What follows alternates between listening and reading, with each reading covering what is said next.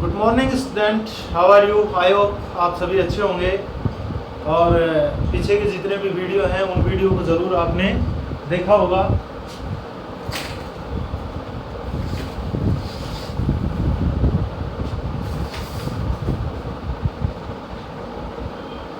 तो अपने जितने भी वीडियो हैं पीछे वाले, उन सभी वीडियो को आपने ज़रूर देखा होगा और मैं समझता हूँ कि वो वीडियो आपको पसंद भी आए होंगे। ठीक है, आज का जो अपना टॉपिक है वो कल के टॉपिक से ही संबंधित है। पहले उसको कंप्लीट करते हैं क्योंकि वो थोड़ा सा रह गया था। हम पढ़ा रहे थे आपको प्रोकैरियोटिक सेल्स के बारे में। किसके बारे में? प्रोकैरियोटिक सेल्स, यही पढ़ा रहे थे। प्रोकैरियोटिक जो सेल्स होती हैं उनके बारे में हम पढ़ा रहे थे आपको। और प्रोकैरियोटिक जो सेल्स होती हैं प्रोकैरियो यानी कि जिनमें प्रारंभिक केंद्रक पाया जाता है, नेक्ट जिनमें जो जेनेटिक मटेरियल होता है नेक्ट होता है। ठीक है, या ऑर्गेनिल्स जो होते हैं वो लगभग एब्सेंट होते हैं। वो जो होती हैं प्रोकैरियोटिक सेल्स होती हैं, बैक्टीरिया हो सकते हैं, पीपीएल हो सकते हैं, ये सारी चीज़ें जो होती हैं हम कंप्लीट कर चुके थे। इस प्रोकैरियोटिक सेल्स के बारे में जो सामान्यतः हम जो जानकारी प्राप्त कर रहे थे, इसकी स्ट्रक्चर के बारे में जो हम पढ़ रहे थे, सेल एनवेलोप के बारे में जो हम पढ़ रहे थे, वहीं से हम फिर से शुरुआत करते हैं। ठीक है, लास्ट जो हमने छोड़ा था आपको वहाँ से पढ़ाते हैं कि टॉपिक क्या था अपना, सेल एनवेलोप्स। ठीक है, यानी कि स्ट्रक्चर कह सकते हैं हम इसको, कि जो हमारी जो प्रोकैरियोटिक जो सेल्स होती है उसकी स्ट्रक्चर के बारे में हम पढ़ रहे थे और उसके अंदर हम बिंदु वाइज उसका अध्ययन कर रहे थे। ठीक है, पॉइंट से उसको हम स्टडी कर रहे थे। तो लिखिए माय डियर स्टूडेंट, नेक्स्ट जो पॉइंट है आज का जो है, इससे छूटा हुआ जो थोड़ा सा शेष रह गया था प्रोकैरियोटिक में, उसको हम बताते हैं आपको। इम्पोर्टेंट है और जो पहला ही है अपने पास सेल एनवेलोप का जो पहला पॉइंट है जो कल के टॉपिक से संबंधित है, वो है बहुत ही इम्पोर्टेंट आपके लिए। और अक्सर परीक्षा में इस चीज़ को क्या किया जाता है, पूछा जाता है कि जो मीसोसोम होते हैं वो क्या होते हैं। ठीक है, so let's begin class. A special membranosus, A special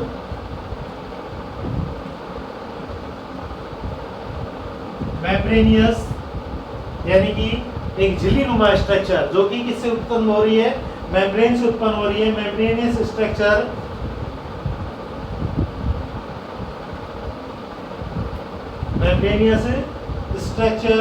is the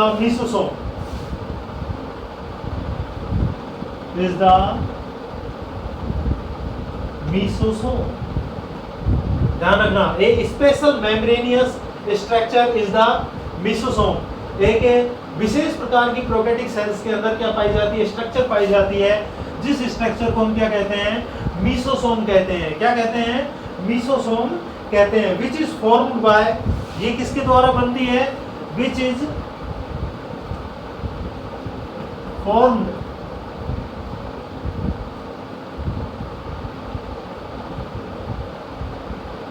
by, ध्यान रखना इस चीज को, by the extension of plasma membrane, by the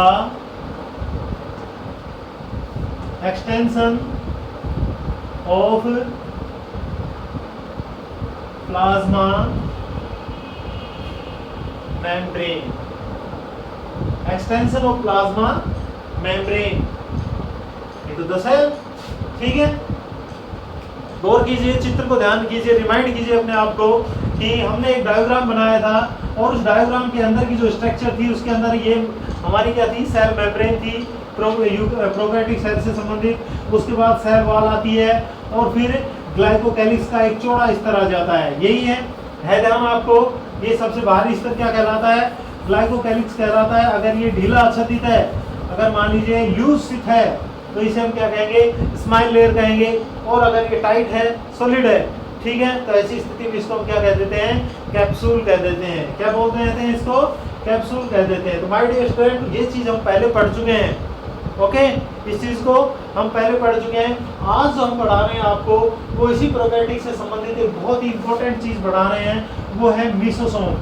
क्या है, मीसोसोम। ओके, तो क्या कहा गया है, एक स्पेशल मेम्ब्रेनियस स्ट्रक्चर, एक झिल्लीनुमा, एक विशेष झिल्लीनुमा स्ट्रक्चर होती है mesosome, which is formed by the extension of plasma membrane, जो कि किसके द्वारा बनती है, जो ये अपनी प्लाज्मा मेम्ब्रेन होती है, इस प्लाज्मा मेम्ब्रेन के एक्सटेंशन के कारण बनती है, इसके अंतर्वलन के कारण बनती है।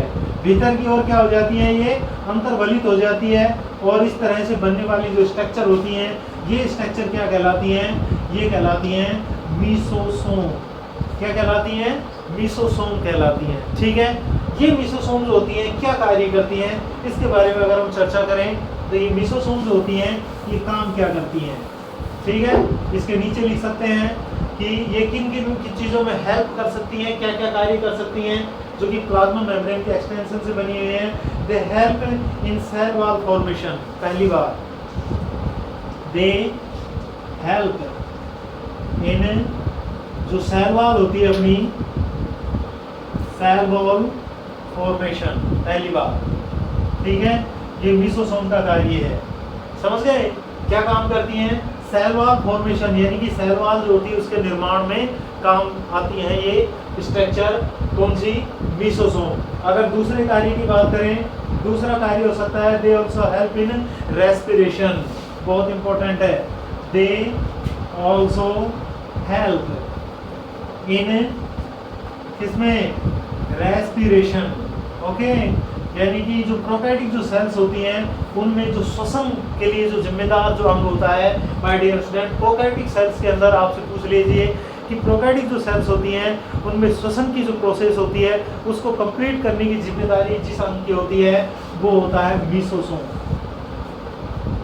क्या होता है, मीसोसोम। ठीक है, ध्यान रखेंगे इनके कार्य हैं मीसोसोम के।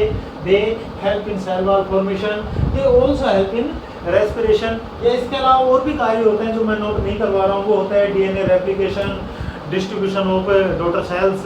ठीक है, वो भी कार्य ये करते हैं प्रोकैरियोटिक सेल्स के अंदर। ठीक है, डीएनए रेप्लिकेशन का कार्य करते हैं और साथ ही साथ जो रेप्लिकेट जो डीएनए होता है उसके डिस्ट्रीब्यूशन का कार्य करते हैं डॉटर सेल्स के अंदर। ठीक है, वो आप उच्च कक्षाओं में पढ़ेंगे। फिलहाल आपको सिर्फ ये चीज़ याद रखनी है, इंपॉर्टेंट लिख के लिखिए इसको कि मीसोसोम क्या होते हैं। क्वेश्चन पूछा जा सकता है व्हाट इज मीसोसोम, या कमेंट ऑन मीसोसोम, कि मीसोसोम पर टिप्पणी कीजिए या बताइए कि मीसोसोम होते क्या हैं। ठीक है, ये क्वेश्चन पूछा जा सकता है कि वे कौन सी स्ट्रक्चर हैं जो प्रोकैरियोटिक सेल्स में रेस्पिरेशन के लिए रेस्पॉन्सिबल होती हैं, तो क्या बताएंगे, मीसोसोम। क्या बताएंगे, मीसोसोम। ओके, आई होप आपको ये चीज़ समझ में आ गई होगी। नेक्स्ट, अगली अगर हम बात करें प्रोकैरियोटिक सेल्स के अंदर, कि प्रोकैरियोटिक सेल्स जो होती हैं उनके अंदर एक स्ट्रक्चर और होती है। बैक्टीरियल सेल्स में भी, यानी कि बैक्टीरियल जो सेल्स होती हैं वो मोटाइल और नॉन मोटाइल हो सकती हैं। तो हम यहाँ लिख सकते हैं बैक्टीरियल सेल्स में भी मोटाइल एंड नॉन मोटाइल। ठीक है, कि बैक्टीरियल जो सेल्स होती हैं वो कैसी हो सकती हैं, गतिशील भी हो सकती हैं और नॉन मोटाइल अगतिशील भी हो सकती हैं। कैसी कैसी हो सकती हैं, मोटाइल भी हो सकती हैं। Bacterial cells means prokaryotic cells. Okay, bacterial cells means prokaryotic cells. तो यहाँ पर आप क्या लिख सकते हैं कि बैक्टीरियल सेल्स में भी मोटाइल एंड नॉन मोटाइल, कैसी कैसी हो सकती हैं, गतिशील भी हो सकती हैं और गतिविहीन भी हो सकती हैं, यानी कि नॉन मोटाइल भी हो सकती हैं। इफ दे मोटाइल, ठीक है, अगर ये कैसी हैं, अगर ये कैसी हैं, अगर ये गतिशील हैं तो क्या होगा, if they motile they have thin range in the number of arrangement of flagella. ठीक है, तो ये क्या धारण करती हैं, दे हैव फ्लैजिला। क्या होती है, फ्लैजिला। स्ट्रक्चर को याद कीजिए, सबसे नीचे हमने आपको बना के बताया था कि जो सेल वॉल होती है, ठीक है, वहाँ से इस तरह की स्ट्रक्चर निकलती है और ये स्ट्रक्चर क्या कहलाती है, फ्लैजिला कहलाती हैं, जो कि बैक्टीरिया में मोशन के लिए रेस्पॉन्सिबल होती हैं। ठीक है, रेस्पॉन्सिबल होती है किसके लिए, मोशन यानी कि गति के लिए। ओके, तो इस चीज़ को भी आप याद रखेंगे कि बैक्टीरियल सेल्स में भी मोटाइल और non motile. If they motile, अगर ये मोटाइल हैं तो दे हैव फ्लैजिला, तो इनके पास क्या उपस्थित होते हैं, फ्लैजिला उपस्थित होते हैं। ठीक है, नेक्स्ट अगर इसके बारे में हम बात करें प्रोकैरियोटिक सेल्स के बारे में, तो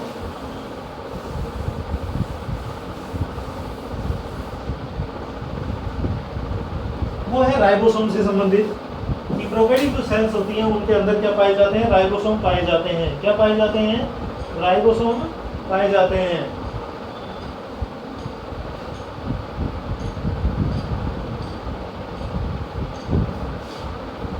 क्या लिख सकते हैं, in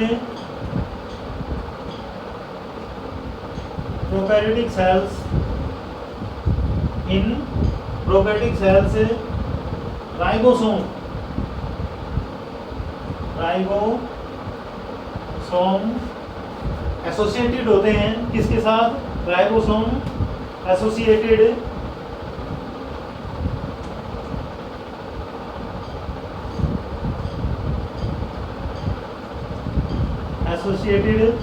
with plasma membrane, with plasma membrane. ठीक है, किसके साथ जुड़े हुए होते हैं, प्लाज्मा मेम्ब्रेन के साथ जुड़े हुए होते हैं ऑफ द सेल। ठीक है, और अगर बात करें, they are made up of, they are made of two subunit, दो यूनिट से मिलकर बने हुए होते हैं। कौन कौन सी से, एक तो होती है 50S सब यूनिट, 50S एंड 30S। ठीक है, दो सब यूनिट होती है इनकी, एक तो 50S और दूसरी होती है 30S। दो सब यूनिट होती हैं, और ठीक है, जो कि मिलकर विच, यानी कि ये हटा देता हूँ इसके नीचे को। ठीक है, तो in prokaryotic cells ribosome associated with the plasma membrane, they are made up of two subunit. इनके अंदर जो राइबोसोम पाए जाते हैं वो दो सब यूनिट से मिलकर बने हुए होते हैं। कौन सी यूनिट, एक तो 50S और एक 30S, यानी 50S और 30S। अगर ये दोनों सब यूनिट साथ साथ रहती हैं, विच व्हेन प्रेजेंट टुगेदर फॉर्म, ठीक है, विच व्हेन टुगेदर फॉर्म, अगर ये कैसी स्थिति में है, साथ साथ हैं, तो ये क्या बनाएंगे, एक इकाई का निर्माण करेंगे। टुगेदर फॉर्म क्या, 70S। क्या होगा, 70S। तो आपसे अगर पूछे कि प्रोकैरियोटिक सेल्स में राइबोसोम, किस प्रकार के राइबोसोम पाए जाते हैं, तो आप क्या बताएंगे, डियर स्टूडेंट, आप बताएंगे 70S प्रकार के राइबोसोम पाए जाते हैं। किसके अंदर, प्रोकैरियोटिक सेल्स के अंदर। Okay, good. तो माय डियर स्टूडेंट, ये थी हमारी प्रोकैरियोटिक सेल्स और इसके अंदर छुटे हुए कुछ पॉइंट जो कि आपको नोट करने हैं। नोट कर लीजिए इसको अच्छी तरह से। आज जो हम चर्चा करेंगे, ठीक है, इसके पश्चात जो अपना अगला जो टॉपिक है, नोट कर लेना इसको स्क्रीनशॉट लेके। देखो, एक चीज याद रखना, वो क्या है कि आपको ये नोट्स जो हैं ये उतारने बहुत ज़रूरी है, क्योंकि बार बार वीडियो नहीं देख पाएंगे आप, लेकिन पढ़ने के लिए आप नोट्स बार बार उठा सकते हैं। ठीक है, तो अभी तक मैं ये चौथा वीडियो आपके सामने लेकर आया हूँ, जो कि हमारा सेल्स से संबंधित है, सेल्स की इंट्रोडक्शन से संबंधित था, जो कि हमने सामान्य जानकारियाँ यूकैरियोटिक प्रोकैरियोटिक की प्राप्त की। ठीक है, आज हम यूकैरियोटिक के बारे में बात करेंगे। तो ये सभी चीज़ें हम नोट करेंगे, ये आपके लिए बहुत इंपॉर्टेंट चीज़ें बता रहा हूँ मैं आपको। जैसे आज हमने मेसोसोम के बारे में चर्चा की, दैट इज़ इम्पोर्टेंट। ठीक है, मेसोसोम वास्तव में बहुत इंपॉर्टेंट चीज़ें होती हैं।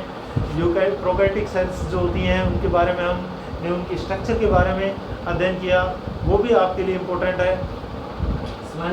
ठीक है, तो इन्हें नोट ज़रूर किया करो। मेरे कहने का मतलब ये है कि जब तक आप इन्हें लिखेंगे नहीं अपनी हैंड राइटिंग में, तब तक आपको कुछ भी समझ में नहीं आएगा। समझ में तब आएगा जब आप वीडियो देखें, उसे नोट करें और फिर उसे अपनी नोटबुक में रिवाइज करें। ठीक है, फिर देखना आप में कितना परिवर्तन आता है। सो आज का जो टॉपिक है अपना, ये प्रोकैरियोटिक से संबंधित कल का छूटा हुआ था, इसे आप उसके अंदर प्रोकैरियोटिक में नोट कर लेंगे। ठीक है, नेक्स्ट जो टॉपिक है वो है यूकैरियोटिक। Eukaryotic cells. ओके, क्या है अपना अगला टॉपिक, यूकैरियोटिक सेल्स। प्रोकैरियोटिक हम पढ़ चुके हैं कंप्लीटली, अब हम बात करेंगे यूकैरियोटिक सेल्स की। ठीक है, सबसे पहले हम इसकी बात करते हैं, किसकी, डेफिनेशन की। कि यूकैरियोटिक जो सेल्स होती है उसकी परिभाषा क्या देंगे। आपसे पूछे व्हाट इज यूकैरियोटिक सेल्स या व्हाट इज यूकैरियोटिक ऑर्गेनिज्म, तो आप क्या बताएंगे। ठीक है, तो यहाँ से हम शुरुआत करते हैं डेफिनेशन की। तो डेफिनेशन क्या है, यूकैरियोटिक सेल्स आर सेल्स, उसी तरह से क्या लिखेंगे, eukaryotic cell are cells, eukaryotic cells are cells यानी कि यूकैरियोटिक कोशिकाएं वे कोशिकाएं होती हैं, ठीक है, that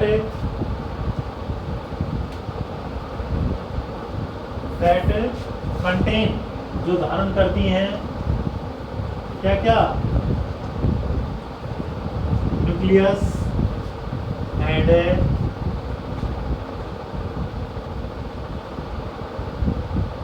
nucleons, contain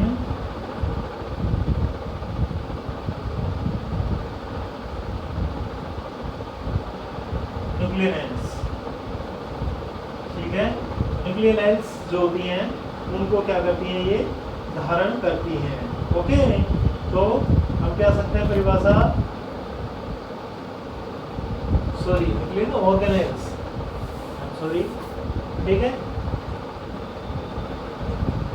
organelles, okay, organelles and are enclosed by a plasma membrane and are enclosed by a plasma membrane। Okay, ये इसकी डेफिनेशन है।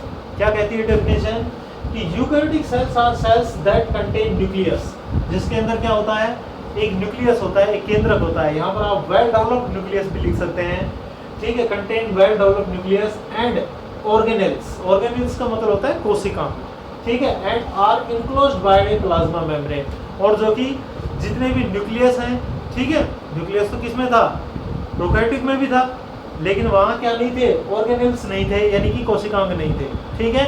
तो यहाँ पे क्या क्या है, न्यूक्लियस भी है, ऑर्गेनेल्स भी है, और साथ ही साथ ये किसके द्वारा इनक्लोज्ड है, साथ ही साथ ये किसके द्वारा घिरे रहते हैं, डियर स्टूडेंट, ये प्लाज्मा मेम्ब्रेन के द्वारा घिरे रहते हैं। अर्थात एक जो यूकैरियोटिक जो सेल्स होती है उसके अंदर बहुत सारे क्या पाए जाते हैं, ऑर्गेनेल्स पाए जाते हैं, बहुत सारे, ठीक है, और ये जो ऑर्गेनेल्स होते हैं, सारे के सारे ऑर्गेनेल्स जो होते हैं ये किसके द्वारा इनक्लोज्ड होते हैं, प्लाज्मा मेम्ब्रेन के द्वारा इनक्लोज्ड होते हैं। साथ ही साथ इनके अंदर पाया जाने वाला जो न्यूक्लियस होता है वो भी इनक्लोज्ड होता है, किसके द्वारा, प्लाज्मा मेम्ब्रेन के द्वारा।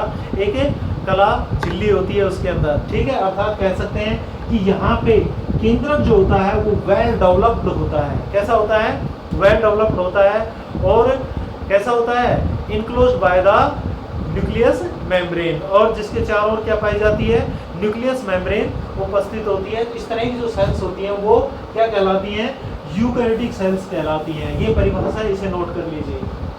अगर हम एग्जांपल की बात करें, ठीक है, लिख लिया, and organism whose bodies are made up of eukaryotic cells, and आगे आप क्या लिखेंगे, एंड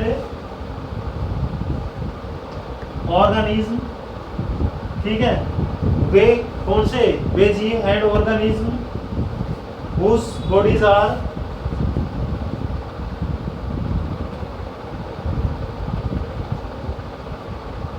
किससे बनी है, मेड ऑफ, किससे बनी हुई है,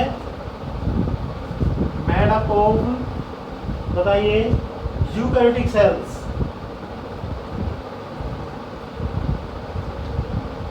made up of eukaryotic cells, इन्हें क्या कहेंगे, कॉल्ड यूकैरियोटिक ऑर्गेनिज्म, ठीक है। पहले तो हम परिभाषा पढ़ चुके हैं यूकैरियोटिक सेल्स की, ध्यान दीजिए इसको, कि eukaryotic cells are cells that contain nucleus and organelles and are enclosed by plasma membrane, ठीक है, जो कि किसके द्वारा घिरे रहते हैं, प्लाज्मा मेम्ब्रेन के द्वारा घिरे रहते हैं। And organism whose bodies are made up of eukaryotic cells, और वे ऑर्गेनिज्म यानी कि वे जीव जिनकी क्या, जिनकी बॉडी जो होती है, जिनका जो शरीर होता है वो किससे मिलकर बना हुआ है, यूकैरियोटिक सेल से बना हुआ है, ऐसे जीवों को हम यूकैरियोटिक ऑर्गेनिज्म यानी कि यूकैरियोटिक जीव कहते हैं। ठीक है, क्या कहते हैं, यूकैरियोटिक जीव कहते हैं। एग्जाम्पल की अगर हम बात करें तो प्रोटिस्ट, जो प्रोटिस्ट होते हैं वो क्या होते हैं माय डियर स्टूडेंट, वो यूकैरियोटिक होते हैं। प्रोटिस्ट के अलावा फंगी, ठीक है, कवक वगैरह जो होते हैं वो क्या होते हैं, यूकैरियोटिक होते हैं। साथ ही साथ जो प्लांट यानी कि जो पेड़ पौधे होते हैं वो भी क्या होते हैं, यूकैरियोटिक होते हैं। और साथ ही साथ एनिमल, क्या, एनिमल्स जो होते हैं वो भी क्या होते हैं, यूकैरियोटिक जीव होते हैं। ठीक है, क्या होते हैं, यूकैरियोटिक जीव होते हैं। एक वैज्ञानिक थे, फॉर योर काइंड इंफॉर्मेशन में आपको छोटी सी अलग सी चीज़ बताता हूँ, वो क्या है, एक वैज्ञानिक थे जिनका नाम था H.V. टेकर। क्या नाम था, H.V. टेकर। उनके द्वारा समस्त जितने भी जीव थे, जितने भी इस धरती के ऊपर जीव जंतु पाए जाते थे, उनको 5 किंगडम कंसेप्ट के अंदर क्या किया, डिवाइड कर दिया। और जो 5 किंगडम जो कंसेप्ट बनाया उसके अंदर बना दिया क्या क्या, 1 2 3 4 तो आपके सामने हैं, प्रोटिस्टा, फंगी, प्लांट और एनिमेलिया। एक और होता है जो होता है मोनेरा। क्या होता है, मोनेरा। ठीक है, जिसके अंदर क्या आती हैं, प्रोकैरियोटिक सेल्स आती हैं। ठीक है, अर्थात 5 किंगडम जो कंसेप्ट है जो H.V. टेकर के द्वारा दिया गया था, उनमें जो पहली जो क्लास है जिसका नाम है मोनेरा, उसके अंदर आते हैं बैक्टीरिया वगैरह, ठीक है, जो कि प्रोकैरियोटिक सेल्स युक्त होते हैं। और बाकी आने वाले 4 प्रोटिस्ट, फंगी, प्लांट और एनिमल्स, ये सारे के सारे कैसे होते हैं, यूकैरियोटिक सेल्स वाले क्या होते हैं, ऑर्गेनिज्म होते हैं। राइट, ध्यान रखना इस चीज को, यहाँ तक नोट कर लीजिए इसको। ठीक है,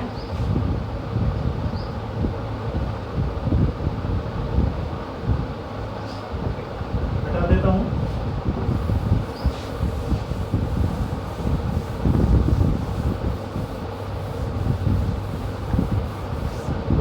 नेक्स्ट अगर हम बात करें यूकैरियोटिक सेल्स से संबंधित और प्रोकैरियोटिक सेल्स के अंदर जो डिफरेंट होता है उसके बारे में अगर हम बात करने की कोशिश करें तो हम बताते हैं कि eukaryotic cells are about, eukaryotic cells, EU लिख दूं केवल, समझ जाओगे। Eukaryotic cells are about to 10 time, ठीक है, लगभग 10 गुना, about 10 times the size of a prokaryotic. The size of a prokaryotic cell. क्या कहा गया है कि जो यूकैरियोटिक जो सेल्स होती हैं वो साइज में प्रोकैरियोटिक सेल से लगभग 10 गुना बड़ी होती हैं। कितनी बड़ी होती हैं, लगभग 10 गुना बड़ी होती है। और भी बहुत सारी बड़ी हो सकती हैं, लेकिन सामान्यतः कितनी होती हैं, 10 गुना बड़ी होती हैं। और can be as much as and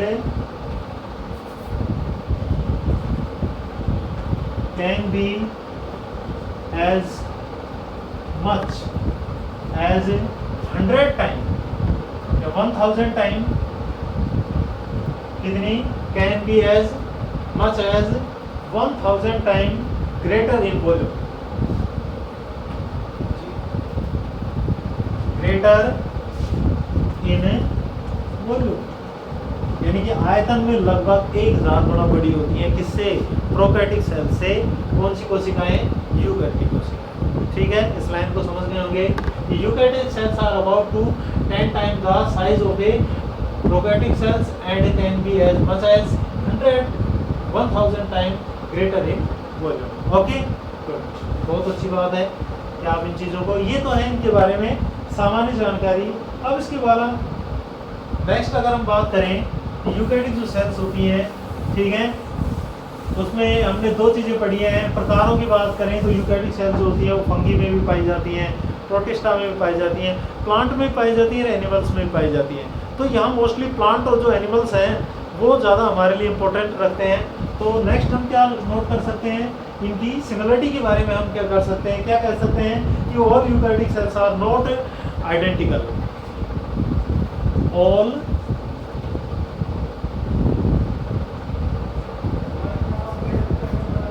eukaryotic cells are not identical. ठीक है, कैसी होती हैं? All eukaryotic cells are not identical, यानी कि सारी की सारी जो यूकैरियोटिक सेल्स होती हैं वो एक दूसरे के समान नहीं होती। ठीक है, हम क्या कह सकते हैं? Plant and animal cells are different. Plant and animal cells are different. कैसी होती हैं? एक दूसरे से अलग अलग होती हैं, डिफरेंट होती हैं। एज द फॉर्मर प्रोसेस, जैसे कि as the former process, see है एज द फॉर्मर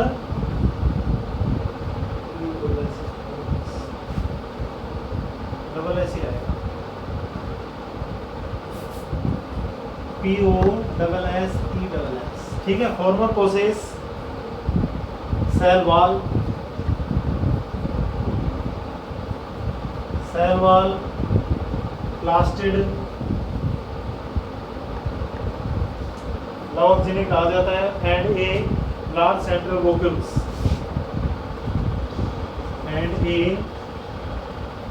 लार्ज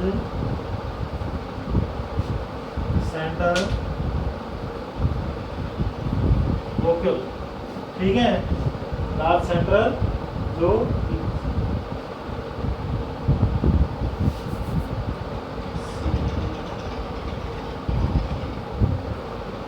ठीक है, ये लार्ज सेंटर जो होती है क्या होती है? वोकल्स।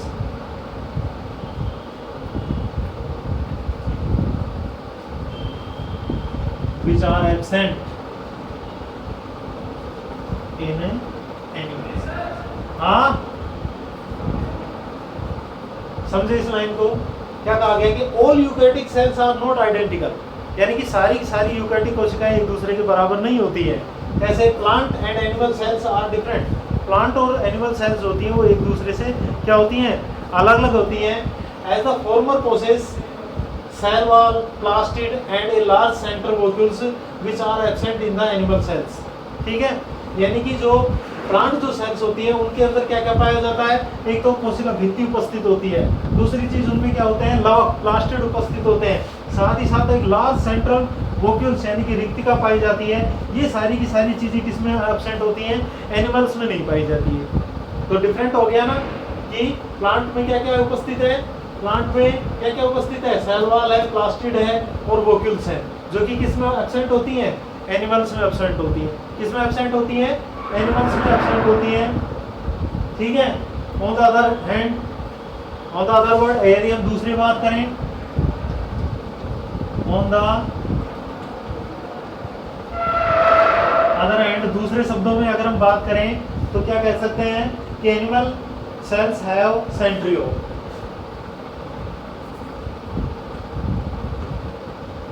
एनिमल सेल्स हैव क्या धारण करती हैं? सेंट्रियोल धारण करती हैं। क्या करती हैं? सेंट्रियोल। क्या पाया जाता है उनमें? एनिमल सेल्स हैव सेंट्रियोल पाया जाता है, विच आर एब्सेंट इन, जो कि किन में एब्सेंट होता है? Which are absent in almost plant cells. Right, good. ये क्या कहा गया कि all eukaryotic cells are not identical. सारी की सारी जो यूकैरियोटिक सेल्स होती हैं वो एक जैसी नहीं होती हैं। प्लांट और जो एनिमल सेल्स होती है उनमें क्या पाया जाता है? डिफरेंट पाया जाता है। जैसे हम कह सकते हैं कि प्लांट जो सेल्स होती हैं उनमें सेल वॉल होती है, प्लास्टिड होता है, वोक्यूल्स होती है, जो कि एनिमल सेल्स में क्या होते हैं? एब्सेंट होते हैं। इसी तरह से on the other hands animal जो सेल्स होती है उनके पास क्या उपस्थित होता है? उनके पास सेंट्रियोल उपस्थित होता है, जो कि ज्यादातर जो प्लांट कोशिकाएं होती हैं उनमें एब्सेंट होता है। ठीक है, ये जो बातें मैंने अभी आपको बताई हैं, इस चीज को हम विद डायग्राम कल के वीडियो में क्या करेंगे? एक्सप्लेन करेंगे कि किस प्रकार से प्लांट और एनिमल सेल्स जो होती हैं वो एक दूसरे से डिफरेंट होती हैं। उसके पश्चात हम ऑर्गेनिल्स जो होते हैं उन पर चर्चा करना शुरू करेंगे। सो वीडियो को बिल्कुल अच्छी तरह से नोट कर लेना, ठीक है, स्क्रीनशॉट वगैरह लेके अच्छी तरह से। और आई होप आपको आज का जो वीडियो है वो समझ में आया होगा, ठीक है। तो आज के लिए इतना ही। Okay, good bye. मुस्कुराते रहिए, खुश रहिए। Have a nice day.